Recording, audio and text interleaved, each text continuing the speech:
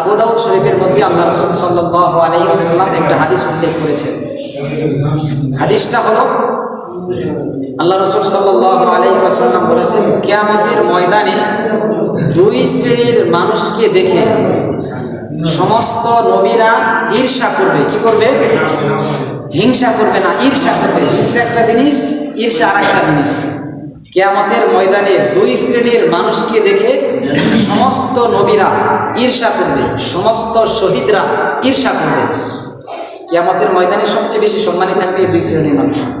একটা হলো নবীরা, আর একটা হলো যারা শহীদ, আল্লাহ রাস্তায় বারবার শহীদ হয়েছে। এদেরকে আল্লাহ তাআলা বিশেষ একটা সম্মান দান করবেন।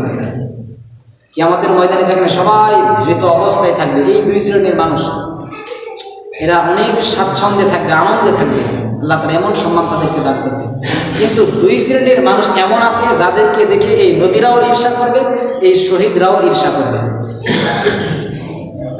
মা হুমুল আম্বিয়া ওয়ালা শুহাদা, রাসূল বলেন এরা নবীও নয়, এরা শহীদও নয়। যাদেরকে দেখে নবীরা শহীদরা ঈর্ষা করবে কিয়ামতের ময়দানে, যে আল্লাহ এদেরকে এত সম্মান দান করছেন, যাদেরকে এত সম্মান দান করবেন ওনারা নবীও নয়, কোনো শহীদও। তাহলে এই দুই শ্রেণীর মানুষ কারা? যাদেরকে দেখে নবীরা ঈর্ষা করতেছে, শহীদরা ঈর্ষা করতেছে, এরা কারা?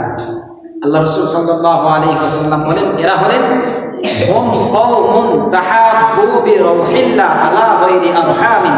আল্লাহ রাসূল বলেন এরা হলো এক শ্রেণীর মানুষ, এরা হলো ওই শ্রেণীর মানুষ যারা মুসলমান ভাই একে অপরকে ভালোবাসে আল্লাহর জন্য, একে অপরকে ভালোবাসে আল্লাহর জন্য। আলা গায়রি আরহামিন, যার সাথে অপর ব্যক্তির কোনো আত্মীয়তার সম্পর্ক নেই, আত্মীয়তার সম্পর্ক শুধু মুসলমান ভাই, সে আমার মুসলমান ভাই, আমি তার দিনী ভাই, এই হিসেবে সে আমাকে ভালোবাসে, আমাকে সম্মান করে।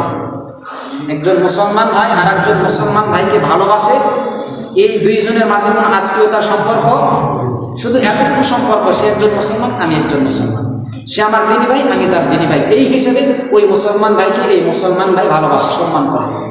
আল্লাহ রাসূল সাল্লাল্লাহু আলাইহি ওয়াসাল্লাম বলেন এই মানুষদেরকে, যে মুসলমান একে অপরকে শুধু আল্লাহর জন্য ভালোবাসে, যাদের মধ্যে কোনো আত্মীয়তার সম্পর্ক নেই, শুধু আল্লাহর জন্য একত্রিত হয়েছে, এদেরকে আল্লাহ তাআলা কিয়ামতের ময়দানে এমন সম্মান দান করবেন, সমস্ত নবীরা এবং শহীদরা এদেরকে দেখে ঈর্ষা করবে, যে আল্লাহ এদের সম্মান, আল্লাহ তুমি এত দান করেছো।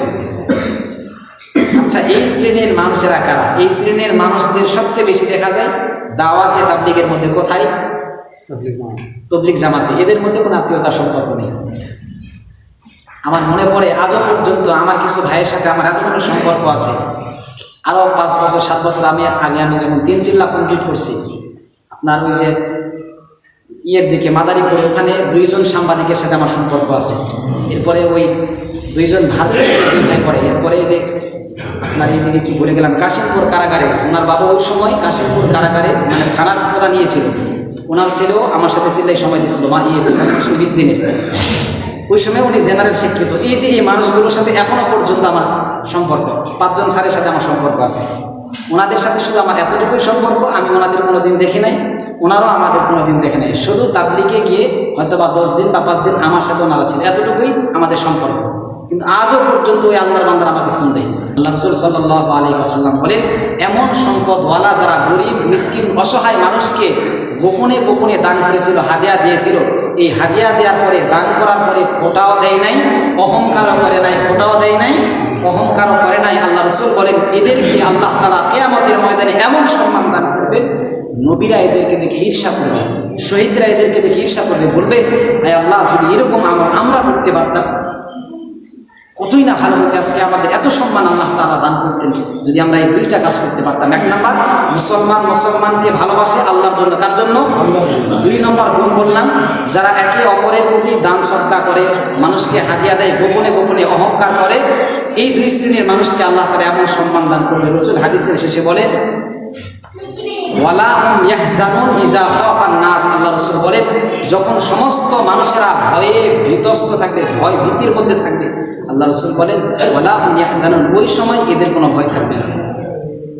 2 নাম্বার, যখন সমস্ত মানুষেরা চিন্তার মধ্যে থাকবে, না জানি আল্লাহ আমাদের কাছে জাহান্নাম দিয়ে দেয়, না জানি জাহান্নাম দিয়ে দেয়, এই ভয় আর টেনশনের মধ্যে থাকবে, ওই সময় এই মানুষেরা, আল্লাহ রাসূল বলেন যে এদের কোনো ওই সময় ফালাহুম ফালা খাউফুন আলাইহিম ওয়ালা হুম ইয়াহজানুন, ওই সময় এদের কোনো টেনশনও থাকবে না, ভয়ও থাকবে না, টেনশনও থাকবে না, না জানি আল্লাহ জাহান্নাম দিয়ে দেয় এরকম ভয়ও থাকবে না, টেনশনও থাকবে না।